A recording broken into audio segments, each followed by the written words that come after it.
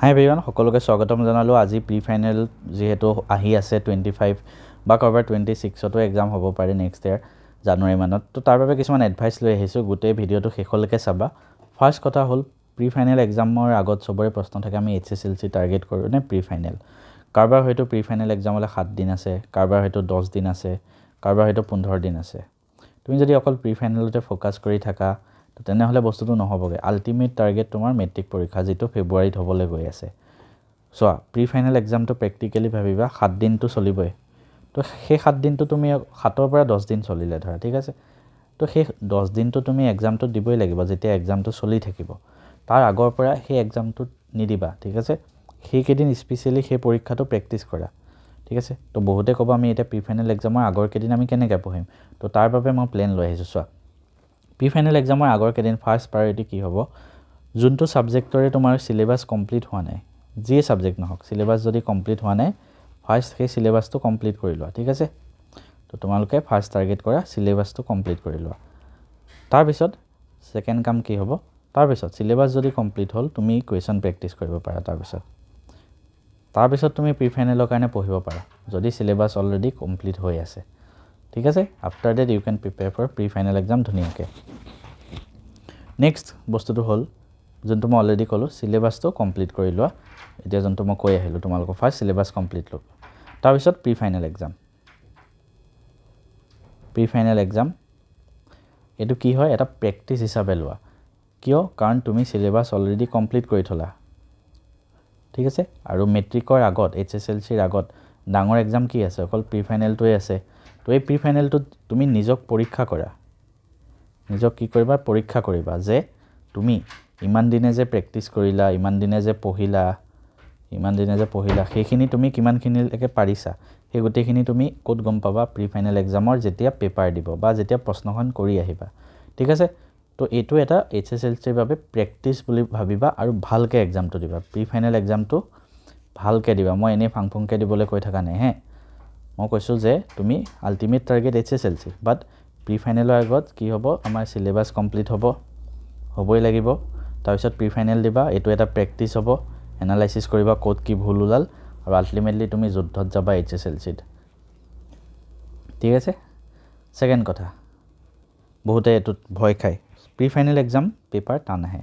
Maximum ক্ষেত্ৰত, চবতে নাহিব পাৰে। অসমত কিমানখন জিলা আছে ধৰা, তাৰ ভিতৰত 90% জিলাতে কি হ'ব, প্ৰি ফাইনেল এক্সামৰ বস্তু বেছি টান আহিব এজ কম্পেয়াৰ্ড টু HSLC। তো তোমালোকে এইটো ভয় নাখাবা যে প্ৰি ফাইনেল এক্সামৰ পেপাৰখন দি আহি যে আমাৰ ইমান টান পেপাৰ আহিলে আমি মেট্ৰিকত কি কৰিম, ভয় খাই চবেই পঢ়া শুনা বাদ দি দিব। তুমি টান পাইছা মানে চবেই টান পাব, ঠিক আছে। আৰু ছেকেণ্ড কথা, প্ৰি ফাইনেল এক্সাম টাফেই আহে। কিয়? কাৰণ আমি টান বস্তুটো অলপ প্ৰেক্টিছ কৰি গ'লেহে আমি সহজ, যদি মেট্ৰিকত ইয়াতকৈ অলপ সহজ আহে আমি কৰিব পাৰিম। তাৰ মানে ধুনীয়াকৈ এই এক্সামটো দিয়া, নিজৰ 100% এফৰ্ট দিয়া। ইয়াত যদি নম্বৰ কমো আহে, একদম ডিম'টিভেট হোৱাৰ কোনো দৰকাৰ নাই। বহুত ল'ৰা ছোৱালী এনেকুৱাও আছে যোনে প্ৰি ফাইনেলত 60% পায়, HSLCত গৈ 95% পোৱা ল'ৰা ছোৱালীও আছে, উদাহৰণ। গতিকে প্ৰি ফাইনেল এক্সামত লৈ একো ভয় কৰিব নালাগে, ঠিক আছে। খালি আমি প্ৰি ফাইনেল এক্সামটোত কি কৰিম, লাৰ্ণ ফ্ৰম আৱাৰ মিষ্টেকছ। আমি কি ভুল কৰিলোঁ, এক্সামটোত আমাৰ কিয় বেয়া হ'ল, সেইখিনি আমি মিষ্টেকখিনিৰ পৰা আমি শিকিম। কেনেকৈ শিকিম? প্ৰথম কথা, পেপাৰখন কৰি আহিলা, কুৱেশ্যন পেপাৰখন কৰি আহিয়ে অহাৰ দিনাই কি কৰিবা, অহাৰ দিনাই তুমি কুৱেশ্যন পেপাৰখন কৰি আহি নিজে এনালাইজ কৰিবা নিজে, ঠিক আছে। কি এনালাইজ কৰিবা, কোনকেইটা কুৱেশ্যন তুমি নোৱাৰিলা, পৰীক্ষাৰ দিনাইহে আহি পেলাই নোৱাৰিলা, সেই কুৱেশ্যনকেইটা তুমি ষ্টাৰ মাৰ্ক কৰা কুৱেশ্যন পেপাৰখনত, ঠিক আছে। তাৰপিছত চোৱা, সেই কুৱেশ্যনকেইটা কোনটো টপিকৰ হয় এণ্ড কোনটো চেপ্টাৰৰ হয়, ঠিক আছে। কোনটো টপিক, কোনটো চেপ্টাৰ, সেইকেইটা তুমি পেপাৰখনতে লিখি থৈ দিয়া, কুৱেশ্যন পেপাৰখনতে এনেকৈ ছাইডত লিখি থৈ দিয়া। সেইদিনাই পঢ়িব নোৱাৰিবা, কাৰণ তাৰ পিছদিনা আৰু বেলেগ এক্সাম থাকিব পাৰে প্ৰি ফাইনেলৰ। তো যোনদিনা প্ৰি ফাইনেলৰ এক্সাম আল্টিমেটলি গোটেইকেইটা ছাবজেক্ট খতম হ'ব, এক্সাম ধৰা চেছ হৈ গ'ল, সেইদিনা কি কৰিবা, তাৰ পৰা নেক্সট 2 দিন লোৱা, 2 days বা 3 days লোৱা। কি কৰিবা, অকল এই যোনকেইটা টপিক বা চেপ্টাৰ তুমি গোটেইকেইটা, বহুত 6টা ছাবজেক্টৰে হ'ব, গোটেই 6টা ছাবজেক্টৰে তোমাৰ হ'ব সেনেকুৱা। তো গোটেই 6টা ছাবজেক্টৰ তুমি এইকেইটা টপিক বা চেপ্টাৰ তুমি আকৌ পঢ়া ঠিক আছে ক'ত ভুল ওলাইছিলে কি ভুল হ'ল আকৌ লিখি প্ৰেক্টিছ কৰা সেই ভুলখিনি আঁতৰোৱা তো তেনেকৈ তুমি নিজক ইম্প্ৰুভ কৰিব পাৰিবা ঠিক আছে বহুতখিনি কথা মই তোমালোকক সেইবাবে কৈ আছোঁ লাষ্টত আৰু এটা কথা আছে practice from pre final papers তাৰমানে তুমি প্ৰি ফাইনেল এক্সাম দি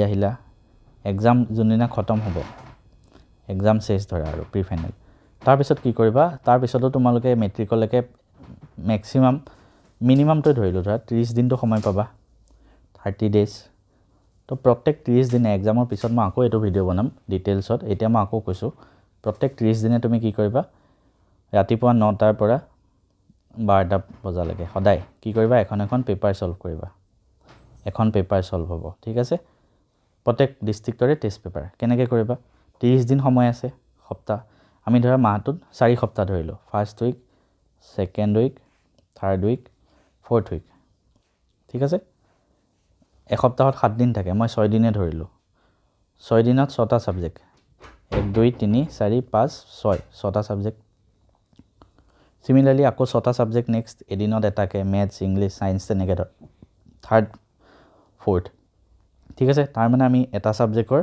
4খনকৈ পেপাৰ সলভ কৰিব পাৰিম প্ৰত্যেক ছাবজেক্টৰে 4খনকৈ কৰিব পাৰিম মিনিমামটো ধৰিছোঁ ইয়াতকৈ বেছিও কৰিব পাৰিবা তোমালোকে যদি আৰু সময় পোৱা গতিকে এই কামটো তোমালোকে জানুৱাৰী এণ্ডলৈকে কৰি খতম কৰিব লাগিব ঠিক আছে কেনেকৈ কৰিব লাগে কি কৰিব লাগে প্ৰি ফাইনেল এক্সাম খতম হ'ব দিয়া মই ধুনীয়াকৈ এটা ভিডিঅ' বনাই দিম খালি এনেকৈ প্ৰেক্টিছ কৰিবা ধুনীয়াকৈ বহি কলম উলিয়াই কিতাপ জপাই ল'বা পুৰা পৰীক্ষা দিয়া নিচিনাকৈ কৰিবা তাৰপিছত নিজে নিজক এনালাইজ কৰি পেলাই চাবা যে তোমালোকৰ ক'ত ভুল হ'ল ঠিক আছে তো তেনেকৈ তোমালোকে কৰি যাবা আৰু লাষ্ট এণ্ড মষ্ট ইম্পৰ্টেণ্ট এইটো কথা চবেই মনত ৰাখিবা যিদিনাই এক্সাম হ'ব প্ৰত্যেক ছাবজেক্টৰ ক্ষেত্ৰতে যিদিনাই এক্সাম দিবা আজি ধৰা মেথছ আছে আজি ধৰা ইংলিছ আছে এক্সাম দি আহিয়ে প্ৰথম কাম কি কৰিবা কুৱেশ্যন পেপাৰ যোনখন আছে প্ৰত্যেক ছাবজেক্টৰে সেই কুৱেশ্যন পেপাৰখন PDF বনোৱা PDF বনাই কি কৰিবা মোক সেন্ড কৰিবা মোৰ হোৱাটছএপ নম্বৰটো লিখি থৈ দিয়া 8638987814 এইটো